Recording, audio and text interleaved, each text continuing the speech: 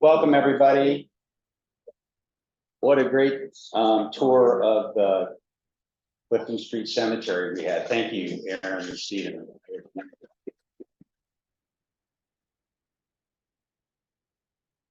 And Fergus Whelan for his beautiful rendition of The Muses Retreat by Wolfe Tone.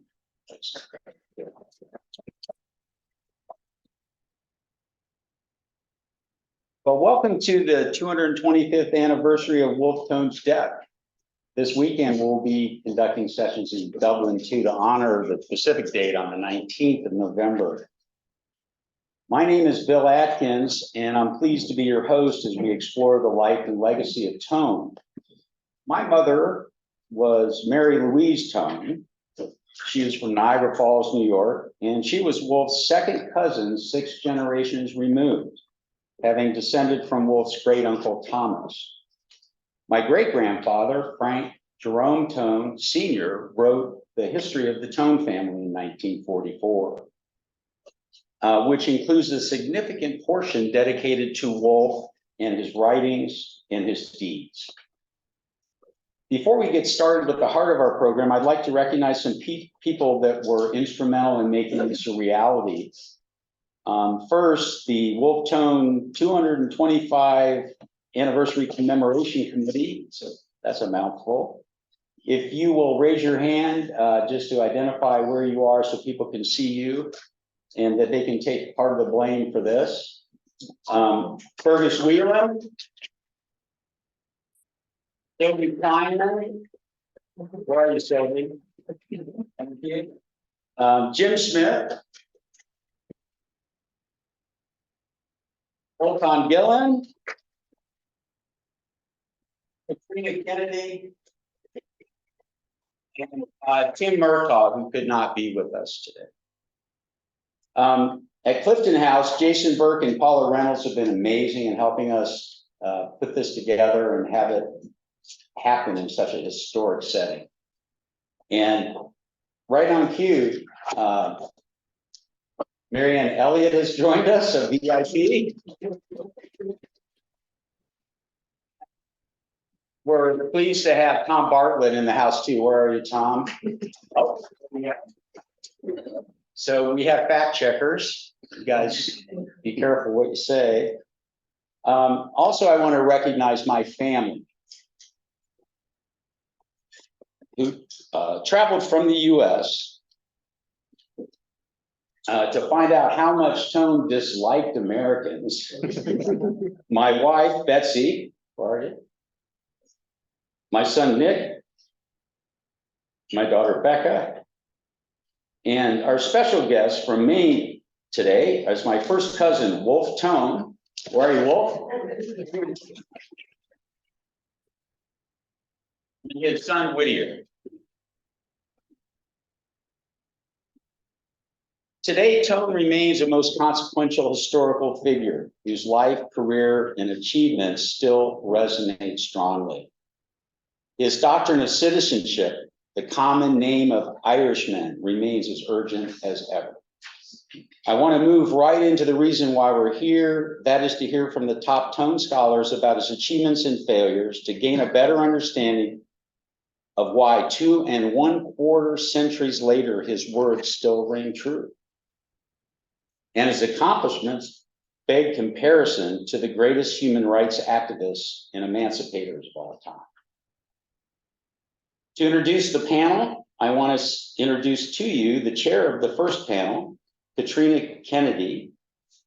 Katrina Kennedy is a history reader for University of York in England, so that you don't hold that against her.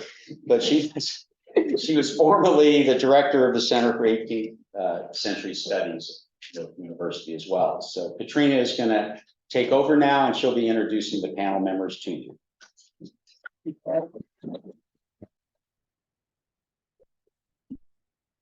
Well, I'm sure I'd just like to begin by, and I'm sure everyone would like to do this, by thanking Phil so much for bringing us all together today for this wonderful event to commemorate Wolfe Tone, and for all the energy and enthusiasm he's brought to this. So just a quick...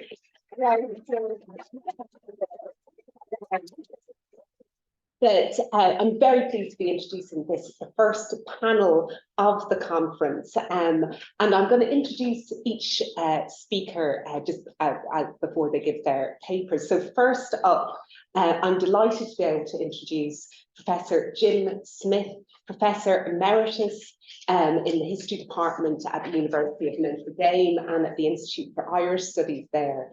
Professor Smith's body of work is impressively broad and wide-ranging in its scope.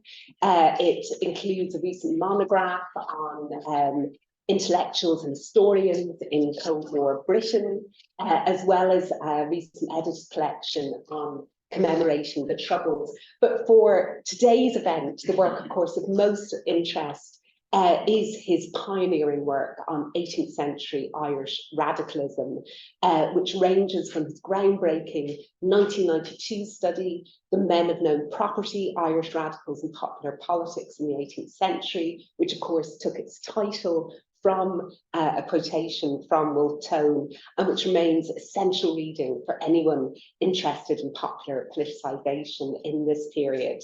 And he's also published a number of illuminating articles in the language of class in the 1790s and on Wolfe Tone's library, as well as an excellent recent biography of Henry Joy McCracken. And today, Jim will be presenting on Wolfe Tone and the 18th century Republican ideal. Thank you. Thanks. So we're on the clock here, and start by saying the title turned out to be a bit of a misnomer, but sufficiently close that I decided not to change it. You might be surprised to learn that we're going to be looking once more at Tone's death. Now, popular culture, Tone is often referred to as the founding father of Irish republicanism, and of course that's not quite correct. He was one of a number of founding fathers, and really it's what we would call modern Irish republicanism. And it used to be overlooked somewhat, the older tradition of republicanism, in which Tone and the United Irishmen through. And the term of art for that is classical republicanism. I'd say more accurately it should be called neo-classical republicanism, because it's revised classicism in the 18th century. This building that we're sitting in is an example of 18th century neoclassicism. And it was designed, in fact, by Robert Joy, the uncle of Henry Joy McCracken. So that interest in classical antiquity, Greco-Roman, ancient Greece, imperial Rome, but it's primarily, in the case of Republicans, an interest in the Roman Republic. And one of the central issues in Republican theory is, how do you preserve a republic? How do you preserve it from collapse? And of course, the great exemplar of this is the republic which did collapse, the Roman Republic. Now, as I say, I don't have enough time to go into this in any detail, but a couple of features of this classical republicanism. Is this classicism? And what I'm talking about is an Anglophone tradition, an Anglophone literature. That is the English-speaking world, Great Britain, Ireland, and the American colonies. And this was a unified culture for the first half or so of the unified political culture, and also culture more generally, up into the 1760s. They all spoke the same political language, but they spoke it with different accents. and he spoke it with different emphases. But English Whigs, Irish patriots, American colonists, they all thought of themselves as Britons. Another feature, obvious one, which is a bit strange to the lay person, is that these earlier 18th century classical Republicans, now, when I say Republicans, they rarely called themselves Republicans, because the word Republic was, let's say, it had been spread with the scent of regicide, and this was used by their opponents to discredit them. So they tended to call themselves things like real Whigs, patriots, Commonwealth men. And one of the features of the Commonwealth men, which is different from modern republicanism, is that they could accommodate monarchy. Their political theories could accommodate monarchy. Respublica, the public thing, that's what mattered. And if you had the public good, you had civic liberty, well, you can have a king there, so long as the king's powers are limited. And our association, our automatic association of republicanism as a system without a king was not the case really before the age of the American and French revolutions. Now, I'm interested in the process of the dissemination. I forgot to look at what time did I finish that? Midday. I know. Is the dissemination, the reception, and the transmission of ideas. Now, the transmission is a particularly slippery customer. It's very difficult to pin down. And it's been pointed out, for example, that in the American colonies in this period, all of this literature that we talk about, from Austin, Sydney, and James Harrington, and so on, there are no American prints of these in the 18th century, right? So where do they come up with these ideas, or how do they come up? And it's a complex question. One of the answers is in newspapers, as well as pamphlets, rather than simply the original texts. Now, Wolfe Tone is a particularly problematic figure here, because he has a literary imagination. And one of the great achievements of the 3-volume edition of Tone is to get this list at the back. It's the very last appendix, actually, of all of the texts which Tone cites. And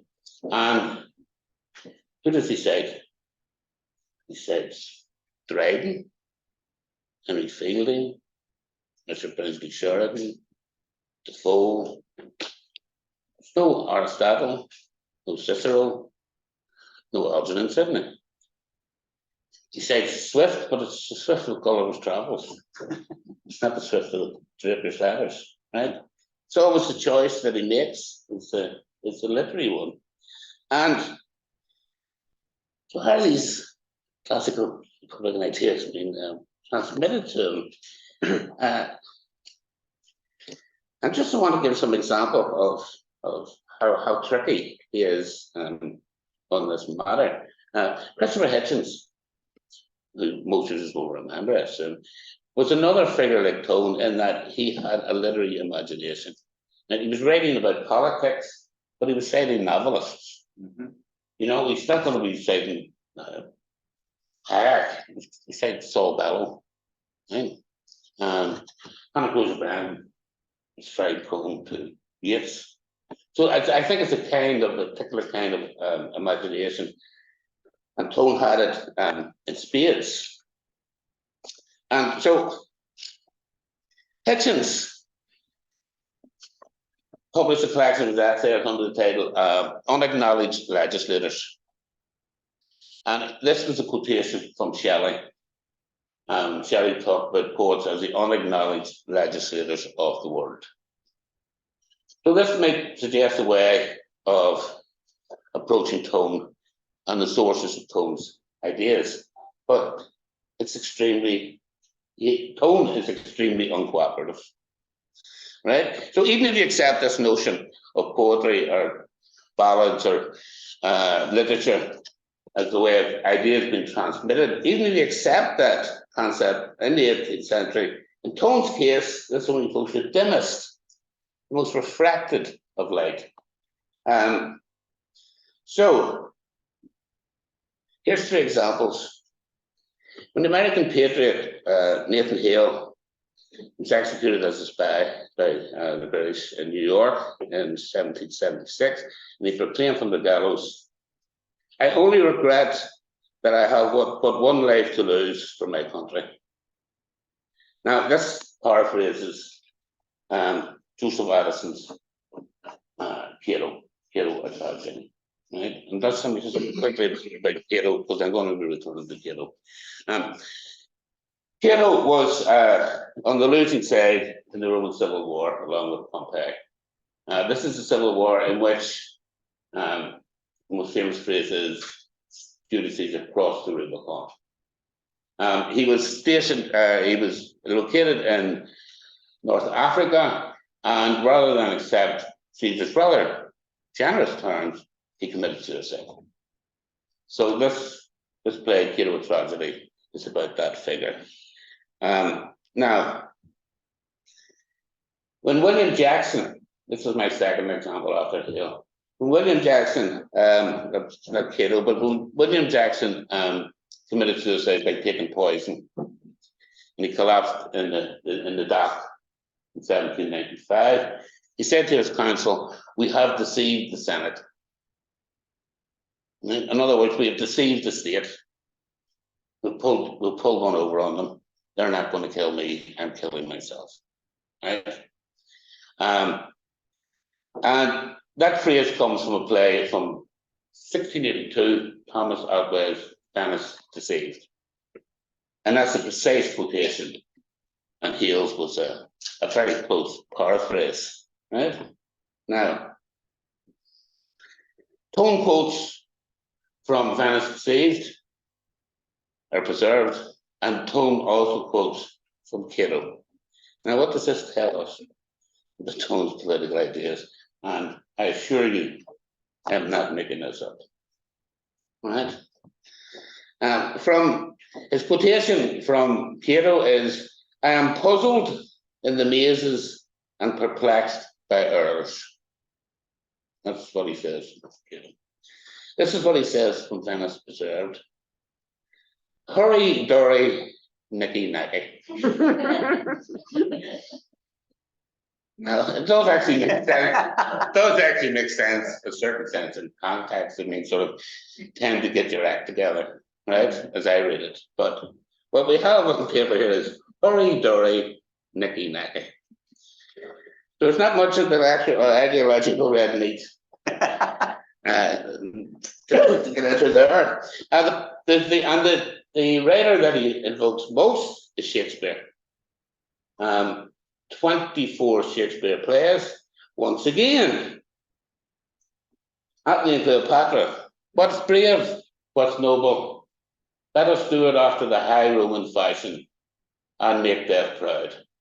This is Antony saying to Cleopatra, "We're going to commit suicide." Right? 24 plays, including Coriolanus and Julius Caesar, to the Roman fashion. He does not quote Antony and Cleopatra in his journals. Right?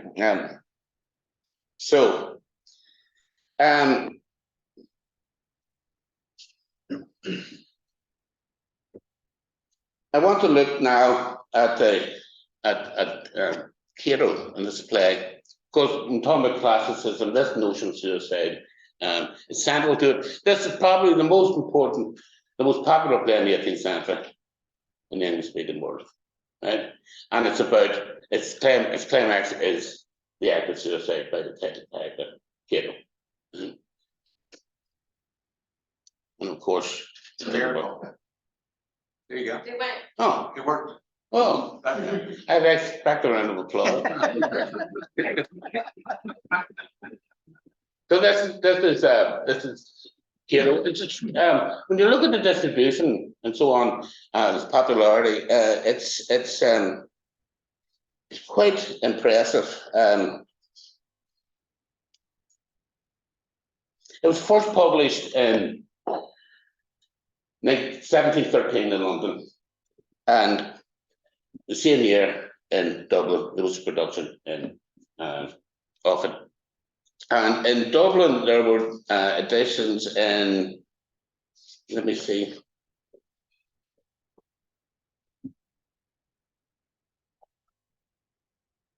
1730, 1732, 1746, 1749, 1750, 1752. There was a Cork edition in 1767 and the Belfast edition in 1772, and many London editions, but I just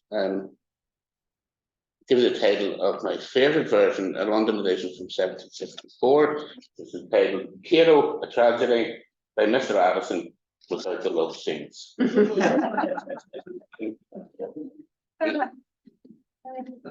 Some Presbyterian divine was behind that, I suppose. But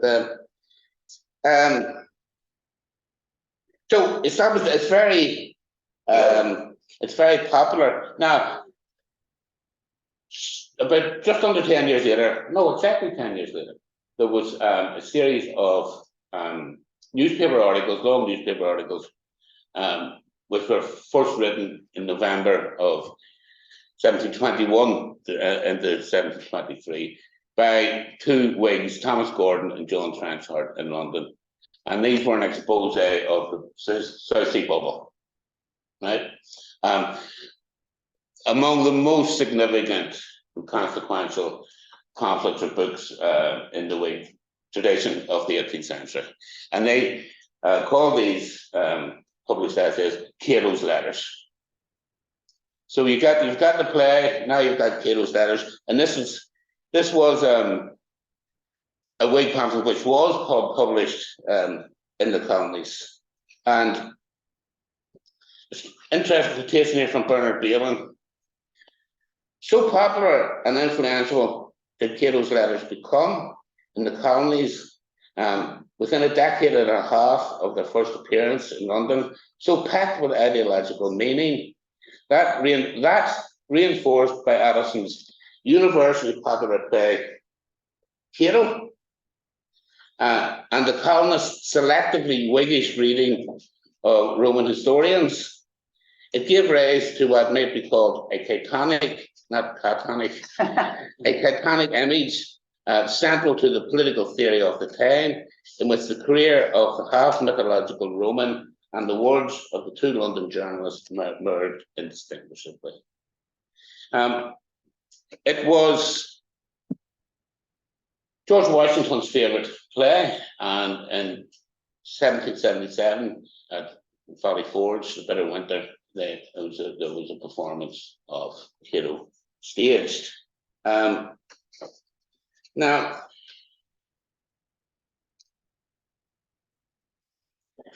Tone certainly knew this play and knew it well. But just a story on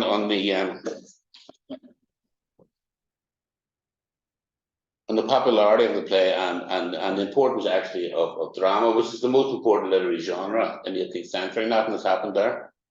You have the right control. Yiddish.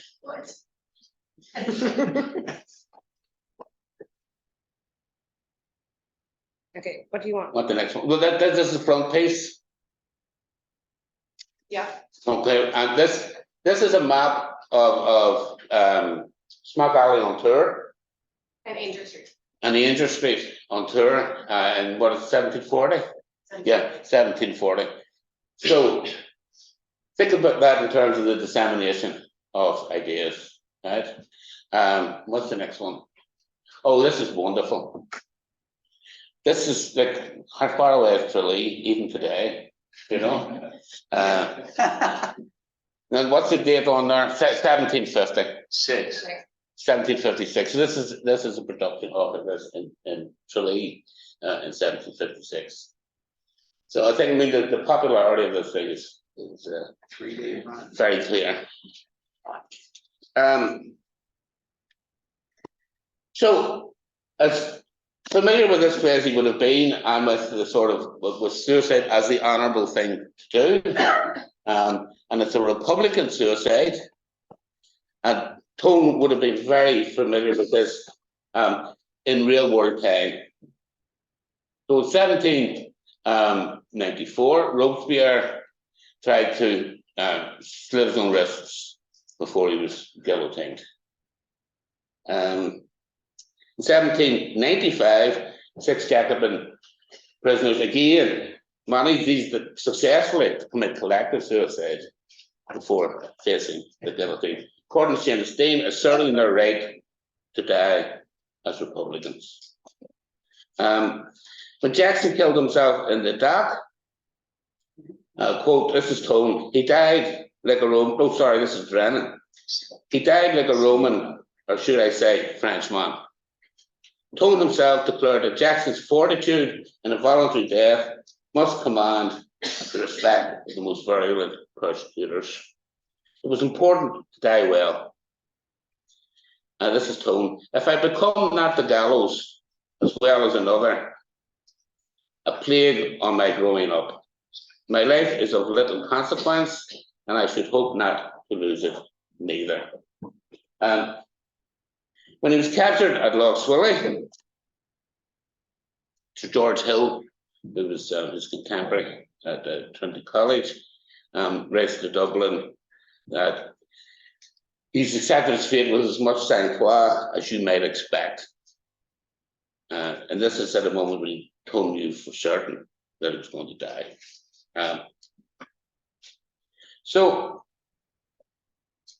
the evidence is circumstantial, I think, but compelling when we put this in context.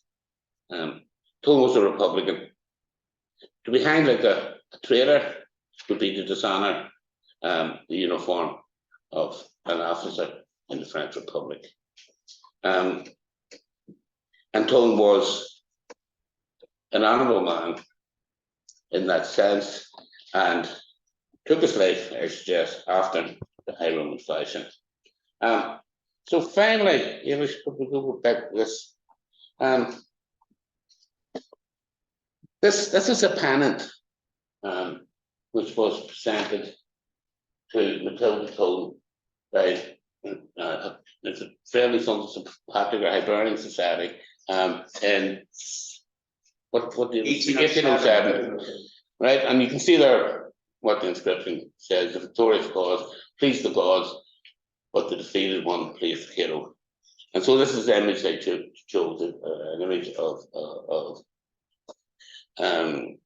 hero with his sword and with a copy of Plato, I'm going to say. Plato, yeah. Yeah. And so this, in a sense, is something which, right, one second, okay, right. So that celebrates it. So moving swiftly forward to the late 20th century, I finished with James Heaney. And this is the first verse of James Heaney's poem, Wolfe Tone. Light as a skiff, maneuverable yet outmaneuvered, affected epaulets and wrote in the style, well-bred and imperious, to the solidarity played for the ancient. Got that wrong. Affected again. The last line of the start anyway is that he played the ancient Roman with a razor. That's the last line of the first stanza. Okay.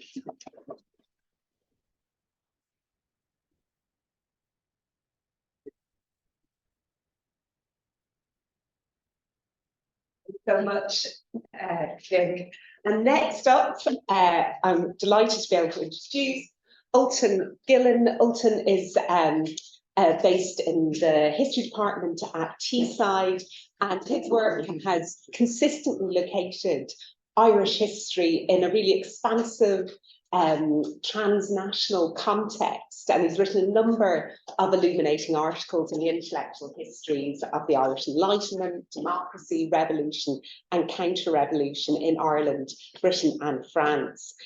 He's currently completing, though, a hotly anticipated major new biography of Wolfe Tone entitled Theobald Wolfe Tone, Revolutionary Democrat, which promises to offer a new interpretation of Tone for the 21st century, and we're very much looking forward to it. And today he'll be talking about Wolfe Tone and the French Revolution.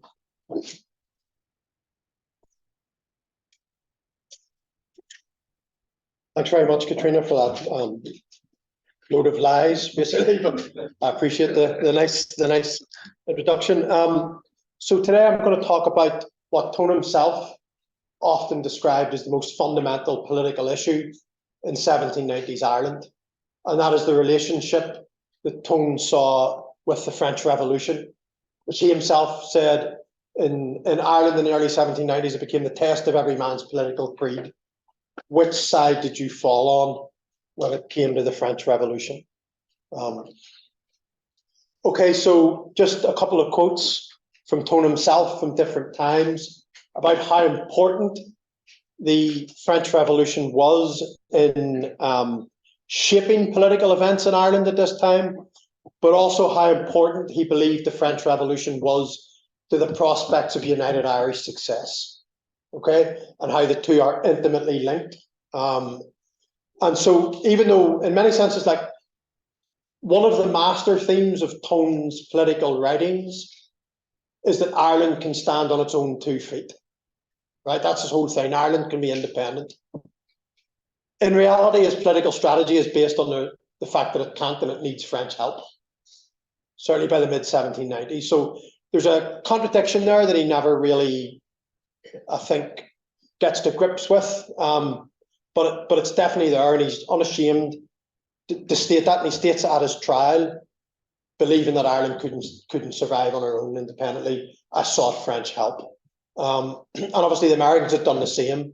So he sees himself as, and he compares himself to Washington, and so there's a lineage there that he can appeal to. So what he wrote in 1796, he sits down to write his autobiography.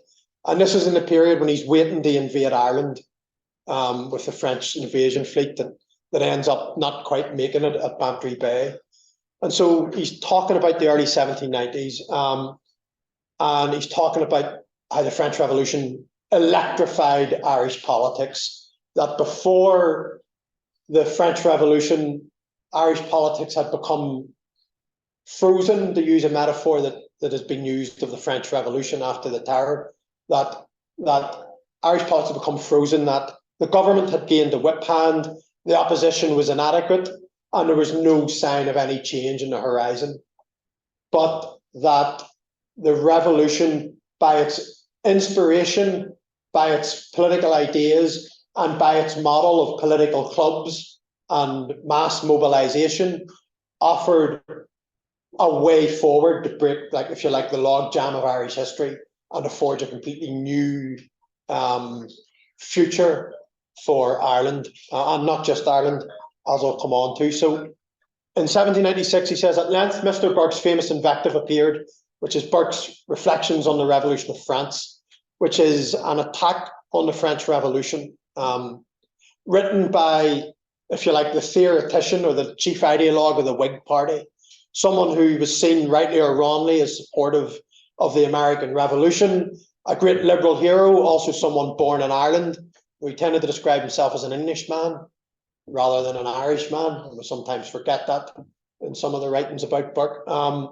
So Burke attacks the French Revolution basically on the grounds that people aren't principles on legs. They're passionate, they have interests, they're irrational, and if you tear up the society they're used to, it's going to end in a violent response. And he's clearly looking at the English Revolution and also the fall of the Roman Republic when he's thinking about this stuff.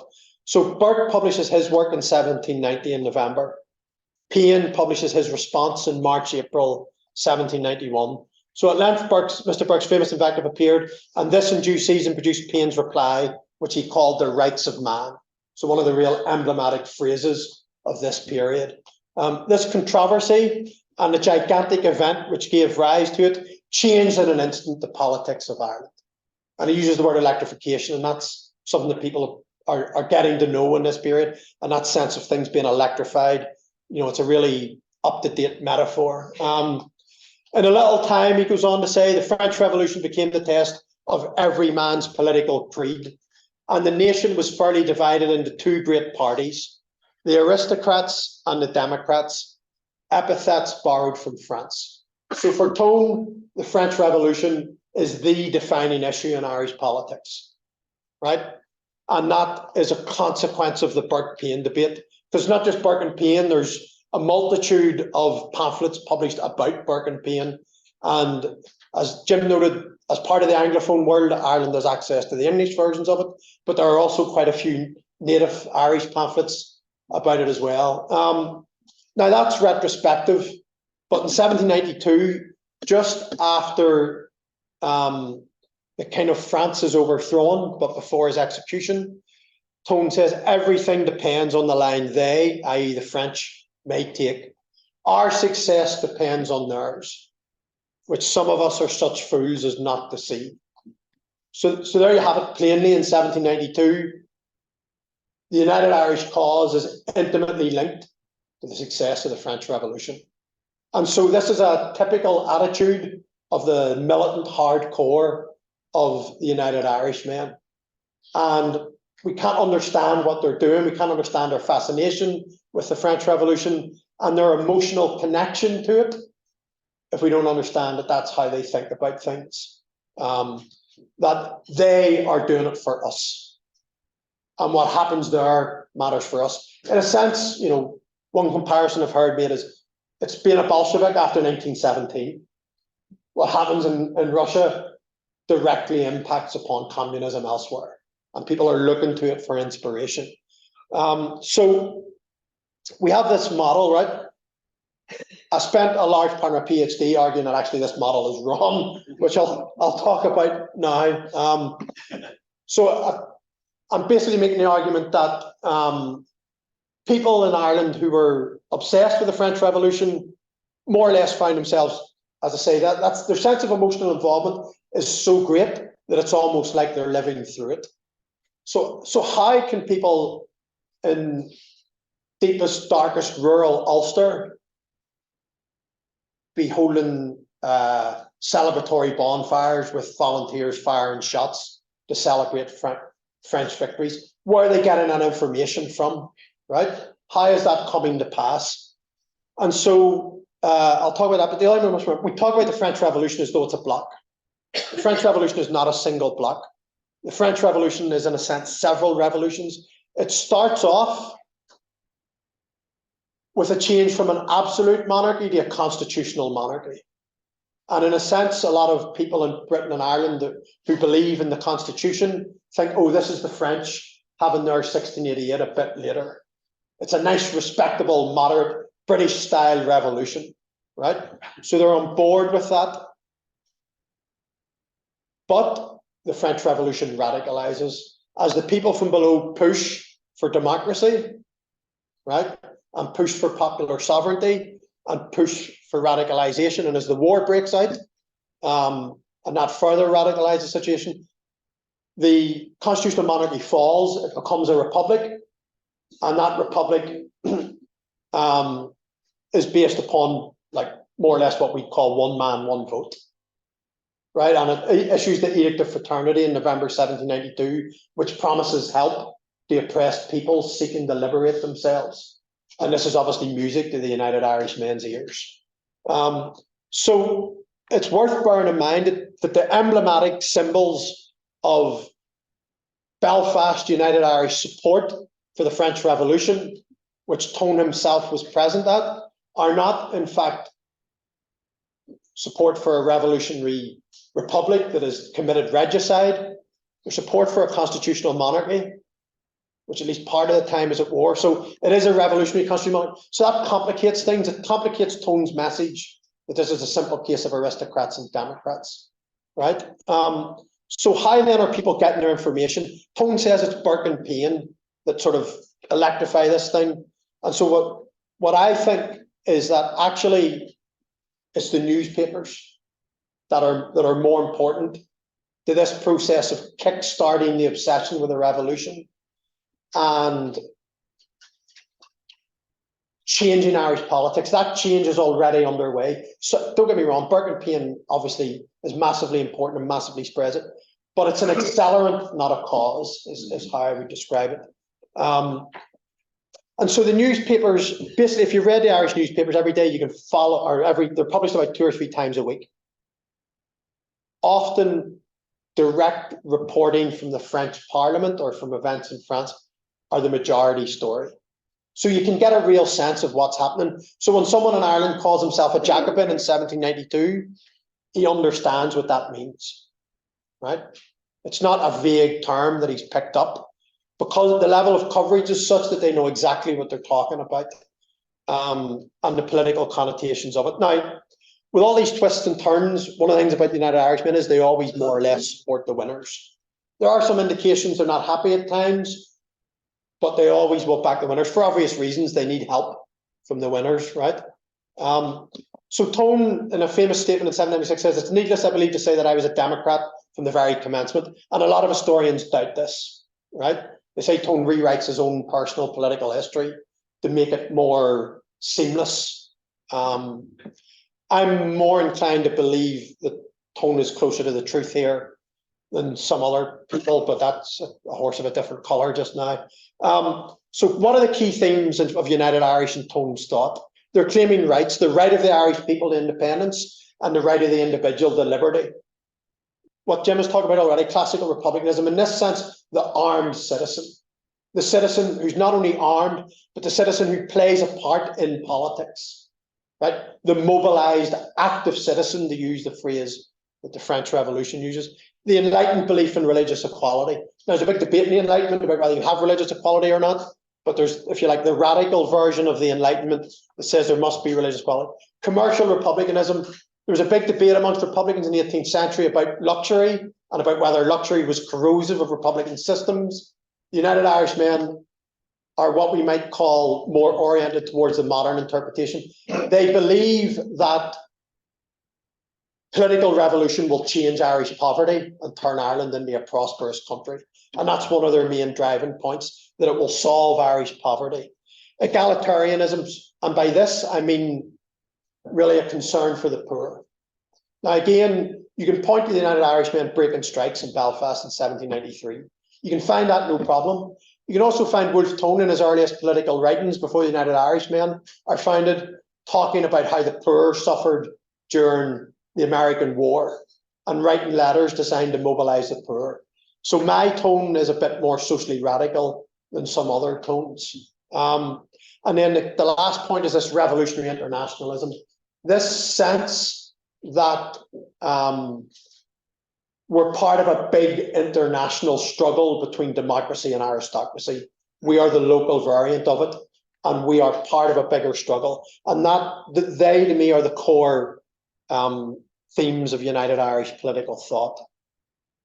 So Tone in France, as we can see, he's emotionally connected to France. In practical terms, if we think about how it impacts upon Tone's political life, he writes these resolutions at Thomas Russell's requests for what is planned to be the launch of a new political club in Belfast in 1791. And these resolutions more or less go on to be the United Irish resolutions later that year. That English influence is a great grievance. The most effectual way to oppose it is to carry out parliamentary reform so that people have more weight, and that no reform is just or effective unless the Catholics are included. But he says, I only insinuated this out of deference to what he considered vulgar and ignorant prejudices. So at this time, he also privately declares himself a separatist. So if you like, this is a minimum amount that he thinks he can win support for, rather than his ideal kind of system. And even that, Belfast, the great heartland of Irish radicalism, Belfast rejects them as too radical. And that's a real blow for Tone. And so in order to try and change this, he decides to write the argument on behalf of the Catholics of Ireland. And I'm just going to talk about how it uses France. So he says, I'm not going to talk about why you need reform. Paine solved that question. The Rights of Man has solved that. But France is a Catholic nation, right? Because our official Irish political culture and British political culture are linked to Protestantism and liberty. And Tone says, well, hold on a minute here. Catholic France now is better at liberty than any other country in the world. So we don't need this idea that Protestantism means liberty. That's finished, right? The Pope's been burnt in effigy in Paris. The French and Irish Catholics are emancipated and liberal. Now, he's probably talking about the middle class here, but that's again, don't have time to go into that.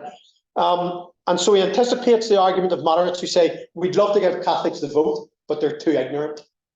And he says, well, the French weren't ready for liberty yet either, en masse, and yet look what they have achieved. And he says, without that, they would still be slaves. And so he kind of at the end, towards the end of the pamphlet, he says that example of America, Poland, and above all France, cannot on the minds of liberal men, but force conviction that the age of religious equality has dawned. We have to drop these old prejudices, right? And this marks Tone out from official Irish and British political culture. The political culture in which he has been raised, he's now broken with, right? He is effectively rejecting one of the fundamental principles of the British and Irish Constitution. And he says the only way to succeed now is to unite with the Catholics. So I'm going to jump forward to Tone in France, and I'm going to talk about Tone's emotional connection to France and how important it is to him and his sense of himself as a man. So Tone, and this relates to the classical republicanism thing and the active citizen. Tone has a self-image of himself, which is a man who lives up to his responsibilities. If I think something is necessary, I will do it, no matter the cost. So one of the United Irishmen nearly gets involved in a duel. Tone steps forward. When other people back off, Tone steps forward, even though he knows there might be legal consequences. There might even be a duel as a consequence. And so France is a frustrating time, but it's also a time of hope. So the night after he reaches Paris, he goes to the theatre. And he's transported into a state of emotional and political ecstasy, as his ideal self-image and his political principles are married on the stage right in front of him. The singing of the Marseillaise affected me most powerfully. The sight was at once pathetic and sublime beyond what I'd ever seen. And the theatre becomes a really important emotional support for Tone. He's on his own, he's frustrated, he's lonely, things are going badly, things are going well. The theatre is always there to anchor him. And so, to use a Belfast phrase, Tone ends up crying his lamps out, right? And the reason he ends up crying his lamps out is because how emotionally moved he is by this sight. It would be impossible to describe the effect of this. I never knew what enthusiasm was before, and what heightened it beyond all conception was that the men I saw before me were not hirelings acting a part. They were what they seemed French citizens, flying to arms to rescue their country from slavery. And this is the point in the display where armed troops on their way to the front arrive to sing the Marseillaise and present arms and join forces with the actors. And this is for someone raised in a classical Republican culture, for someone raised on the Irish Volunteers, this is his political dream right in front of him. This is what he wants to be. These are his heroes, right? These were the men who precipitated Coburg into the Sambre, or however that's pronounced, and driven Clarfey over the Rhine. And we're now again on the eve of hurrying to the frontiers to encounter fresh dangers and gain fresh glory. This is what made the spectacle interesting beyond all description. And he said, I'll do another sailing from America again to experience that again. The emotional effect on him is so powerful. And so what we're seeing in Tone's politics when it comes to the French Revolution is an ideological attachment, but it's also an emotional one that is attached to Tone's self-image. And so when he joins finally the French army in 1796, this is his, if you like, the apogee of his self-image. He has achieved the person he's always wanted to be. He has this lifelong dream of becoming a soldier. And it explains his reaction to putting on his uniform. As pleased as a little boy in his first breeches, foolish enough but not unpleasant, walked about Paris to show myself.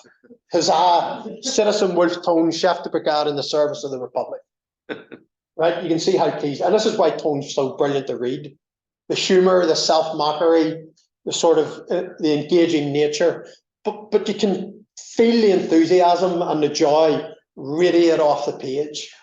And it explains why at his trial, he goes out of his way to put on his finest French uniform as an adjutant general of the French Republic. Now, there are other motivations there about if the French Republic claims him, he thinks he mightn't get executed. And while he's prepared to be executed, he doesn't really want to be. Which, you know, is probably fair enough. So, I don't want to get executed. you know, and in fact, he dies proclaiming himself a French citizen. And there's stuff there about what that says about Ireland, Tone's view of nationhood and citizenship and all the rest of it. But again, we don't have time to go into that. So in conclusion then, and I can see Katrina, you're ready for me to finish. Tone's connection to the French Revolution operates at many different levels. At an ideological one, at a pragmatic one, and at an emotional one. And it brings together Tone's sense of the type of man he wants to be, of the politics he holds, and of the future he wants to build. He thinks genuinely, if the French and Irish united can smash the power of the British Empire, they'll liberate the seas, they'll liberate commerce, and a new utopia really will be built in Europe. And the British, he sees, are holding up the other tyrants that the French are facing, the other monarchies, and he thinks without them, the French will just sweep them before him. And that imagined future, as I'm saying, is about much more than that. And so when Tone says the French Revolution is the test of every man's political creed, he also thinks the French Revolution is a test of his own self. And he dies convinced that it's a test that he has passed. Okay, thank you. Thank you.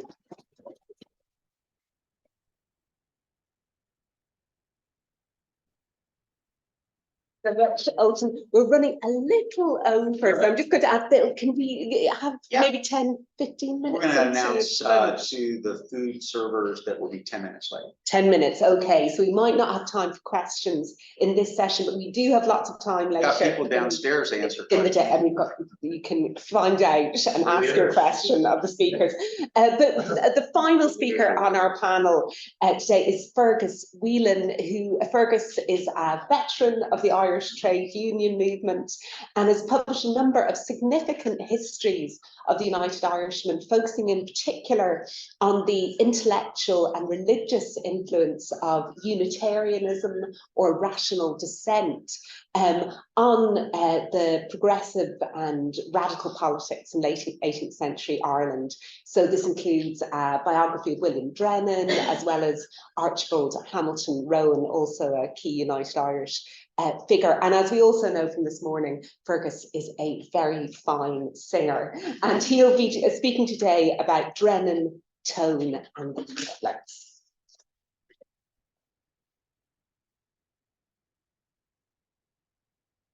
It's great to talk about Drennan in this room. He actually worked in this building for a short while when he qualified as a doctor. He found that Belfast was over doctored, as it were, so he didn't get many patients here. He didn't stay here long, but he did run a smallpox inoculation campaign from this very building.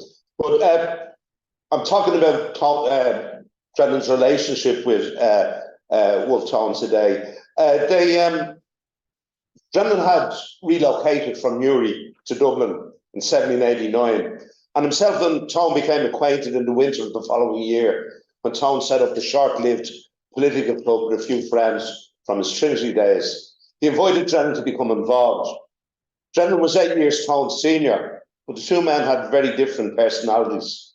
Tone was warm and generous, unlike Drennan, who even his friends found cold and off-putting.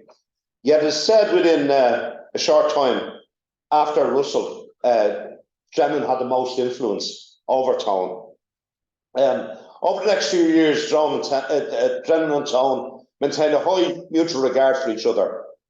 Drennan complimented Tone as having a ready and excellent pen, whereas Tone tells us that most of the early publications of the United Irish Society were written by Drennan and were admirably well done. Tone and Russell attended the first meeting of the Belfast United Irishmen in October 1991.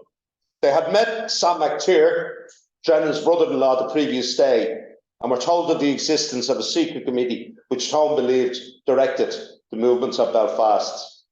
6 months earlier, Drennan had written to Sam saying that he was considering establishing a brotherhood of dedicated Republicans in Dublin. Sam had shown this letter, Drennan's letter, to some leading Belfast radicals, and he assured them that, he said, if your club or brotherhood takes place, we will immediately follow your example.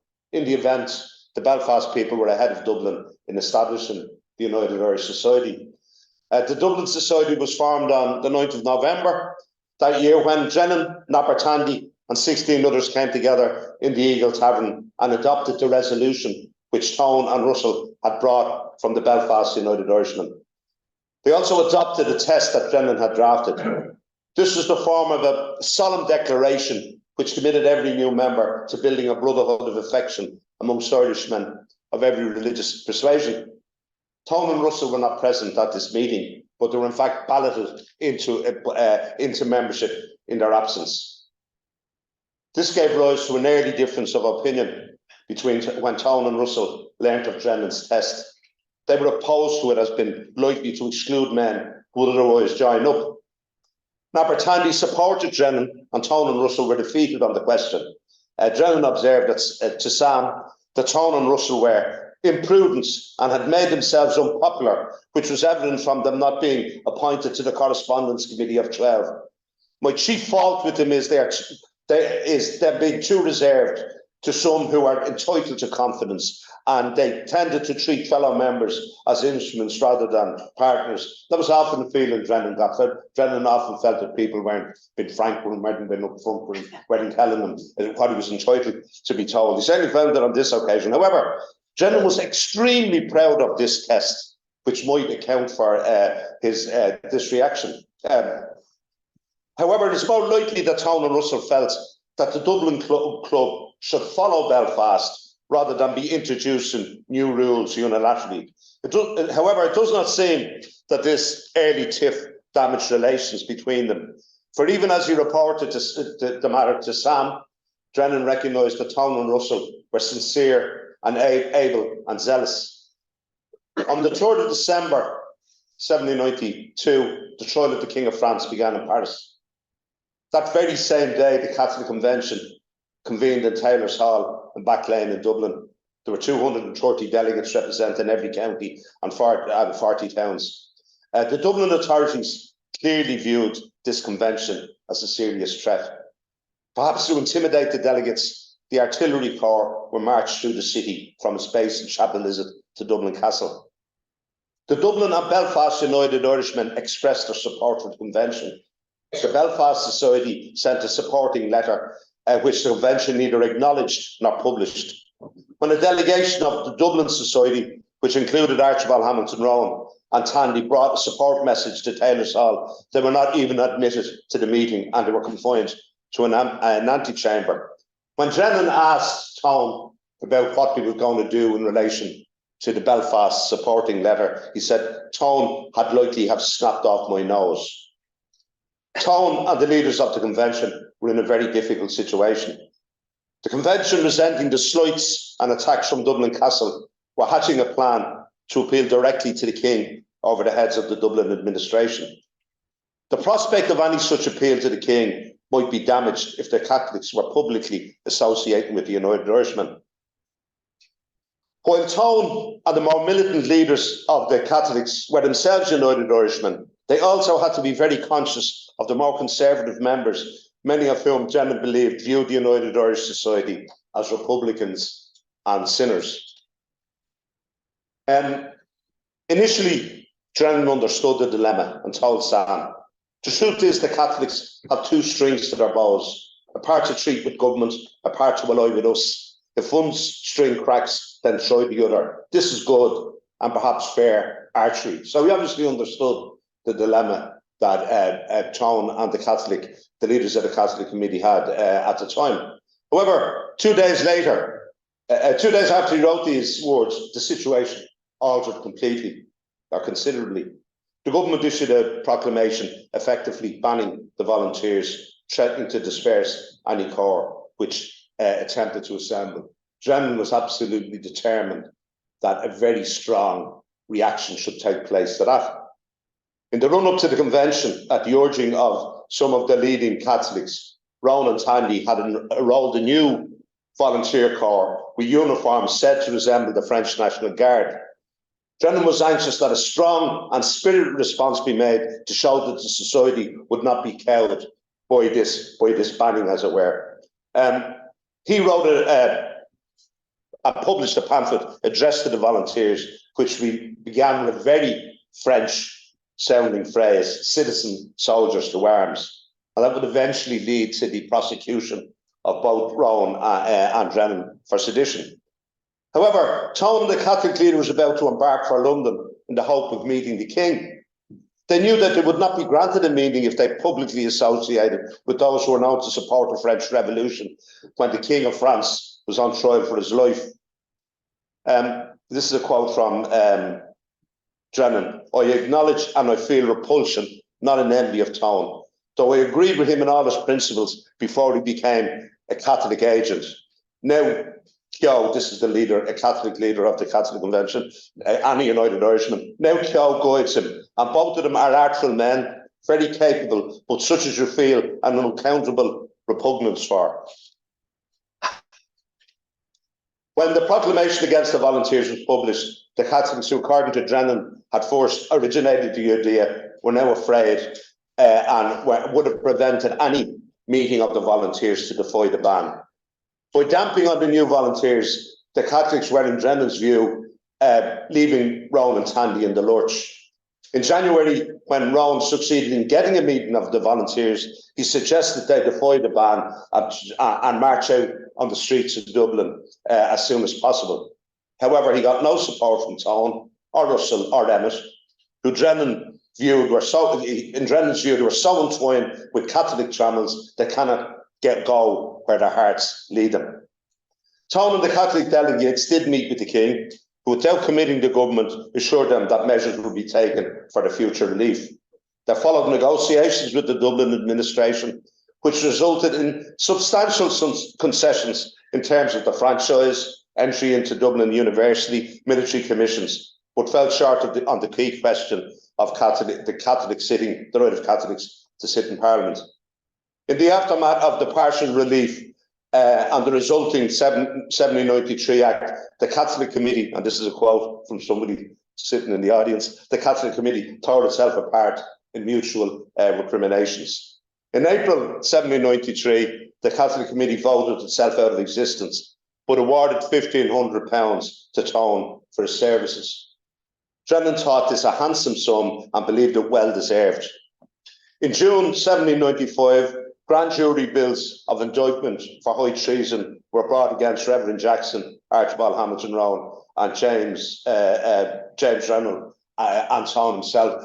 Just noticed with the previous speakers, we're so used to talking to each other that we sometimes don't make things really clear. Okay, so the situation where Archibald Hamilton Rowan, Tone, and Reverend Jackson are involved in a situation where the government become aware that they're involved in a conspiracy with revolutionary fans, that Rowan escapes from jail, Reynolds gets away to America, and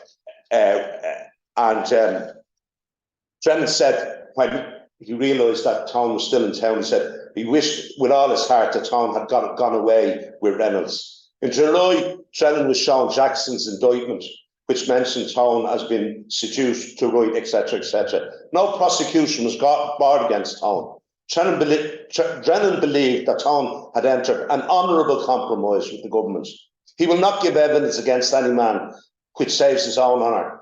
He will not be prosecuted and will probably get good recommendations for India. That's what Drennan was thinking was happening at the time.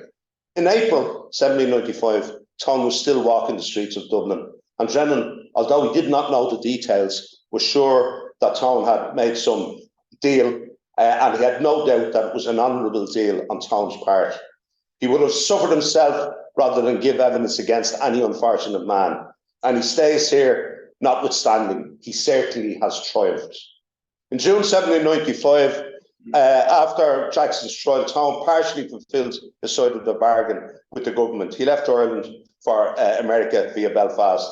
He was not seen in Ireland again until November 1798, when he was taken prisoner in Lough Swilly. On the 8th of November, Drennan wrote to his sister Martha, "I hear Tone came into the city today under strong military guard, dressed in rich French regimentals, and as the carriage passed the forecourts, just as the lawyers were coming out. It said he looked well and unembarrassed." In November 1798, when Drennan heard of Tone's death, allegedly by his own hands, he told Martha Tone was liberated.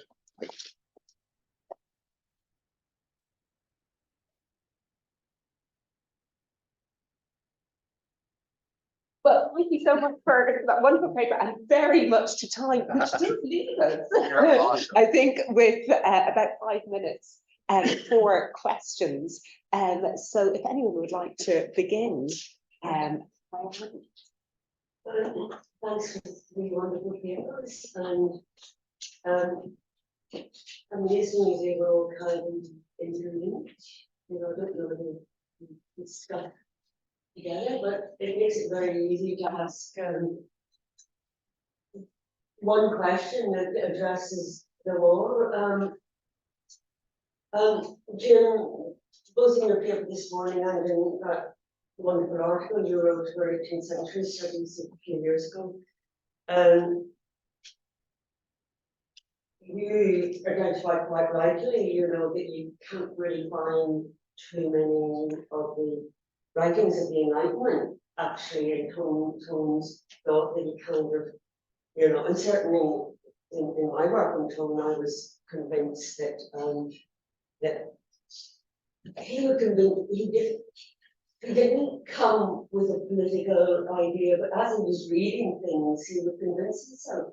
And that's the way his thought kind of developed, and you can see that in France as well. But in all three papers, I just wanted to kind of bring out that even though you don't see the main political writers like Montesquieu and Rousseau identifying with Tone, what you do see is some of the really core ideas of the Enlightenment, and that follow him right through to his suicide. And the one that I would raise most, the two I would raise most particularly are virtue and honour. And these are two ideals that are kind of centre front to the Enlightenment. And Tone talks about them all the time. And as much as anything else, you know, honour and dying honourably, you know, that's experienced suicide. Now, we've only got a few minutes, but Can I ask you a question, Brian, which is I agree with you, but just take the case of Thomas Paine. Yeah. I mean, it's simply unbelievable. It's not credible that Tone didn't read Thomas Paine. But it's not, he doesn't say Paine. You know? yeah, And so he is getting these, I mean, he does the same with Locke. it is. You know, it's just, but Christopher Hitchens again, if you think of someone like that, he's highly ideological and sophisticated, but he's quoting Saul Bell, you know, and it's so, but I agree with what you're saying. I think then Tommy. Just on a question of fact, Fergus, you said that the Catholic committee dissolved itself in the spring of 1793. I thought it was the spring of 1795, the same time, around about the same time as Tone went to America and so on. Anyone here shed any light on that? I mean, it's a good few years since I studied this, but good few decades actually.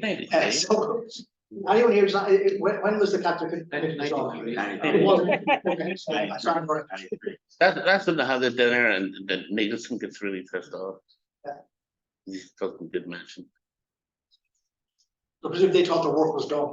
Yeah, but they were in the castle's field of view after the convention in December of '91. Well, one thing worth mentioning is that not only did they get, vote that big, nice fund for Tone, but they voted a lot of money for a statue of King George.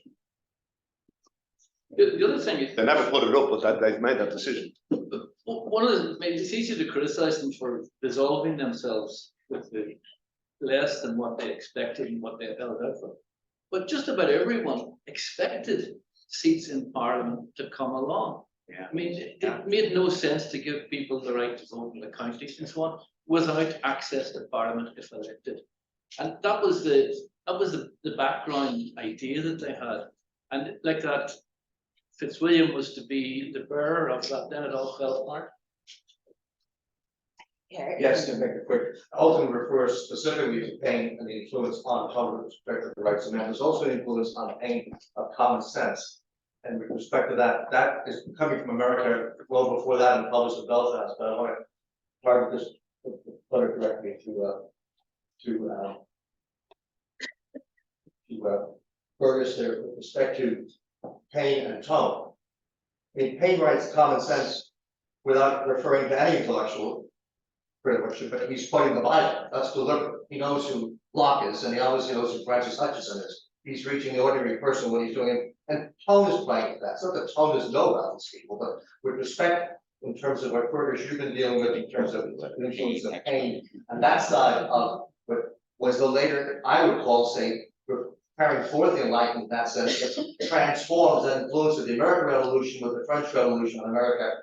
That connection to pain, although Paine was not thought of Americans, he certainly was fond of James Monroe because he meets Paine in his house in the American embassy in Paris and opens the door, Monroe does, to much understanding of the whole French system, because the French thing is not the one of Marquis de Lafayette, who was his friend too for Paine, but opening up Paris and connections. Monroe was doing for Tone in Paris. But between a little bit, please, on Paine and Tone in terms of your take on that and that connection, that influence on Wolfe Tone.